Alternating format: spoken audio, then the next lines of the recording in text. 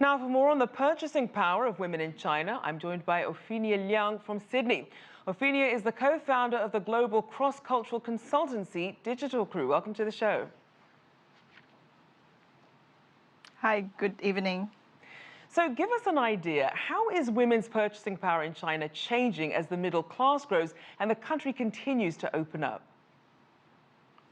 Well, China has one of the most highest employment participation rate for women in the world. And in terms of women in management, it's very high as well compared to Western countries.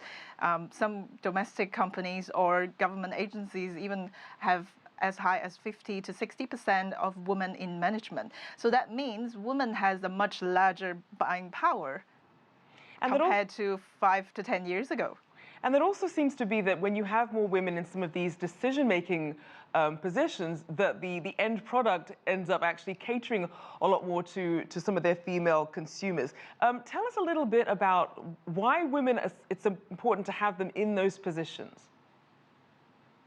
Yeah, absolutely. Actually, based on the first-hand research done by Monash University, funded by Digital Crew, recently we found that Chinese women consider foreign brands, in particular in wine and tourism destination brands in Australia and as well as America, which surprisingly are very different compared to their male counterparts. So what are some of the industries that benefit the most from female consumption, China? Yeah, well, as the employment rate high and also consumption power going up and growing middle class for all the women, and they are the household consumption decision makers. And they choose to buy a lot more quality foreign brands as well as brands that portray themselves as very professional. Foreign brands in the sense that are not from China. And in particular, we found that tourism brands as well as wine brands. And there are differences between first-tier cities and second-tier cities as well. Female from first-tier cities tend to choose more the finer things, if you say so. They are in the wine or luxury category. However, consumers or female consumers from the second-tier cities, they tend to choose more fast-moving consumer goods and beverage. So especially given the role of women as decision makers, not just in companies, but also in families, just how valuable are women's contributions to China's economy overall? Well, it's absolutely phenomenal. They are the key decision makers in household consumptions, not just cars, but also daily consumption or travel decisions. And we find that females are making most of the purchasing decision, including buying properties and travel plans.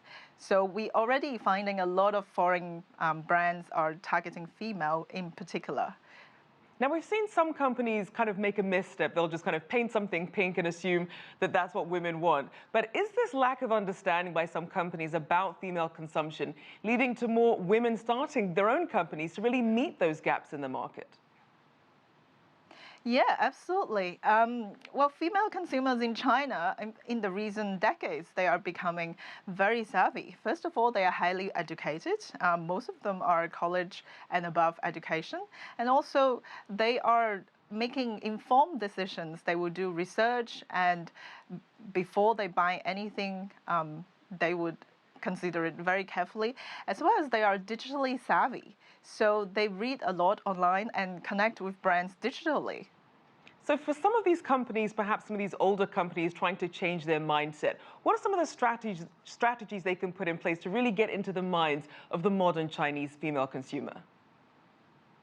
I think definitely connecting to consumers digitally, online, through social media, digital means, videos. And in the digital age, we can see China has more than 700 million consumers are online, and more than half of them are purchasing online. So brands really need to adapt to the online and e-commerce space, and consumer are actually familiar of purchasing with mobile payments as well.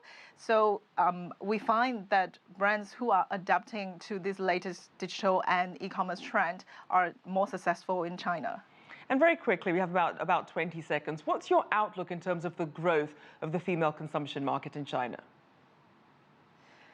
I think if any brands who are serious about China in the long run, they definitely need to consider talking to their female consumers seriously in China and purchasing themselves as quality, professional, and renowned, trustworthy brands in order to be successful in China.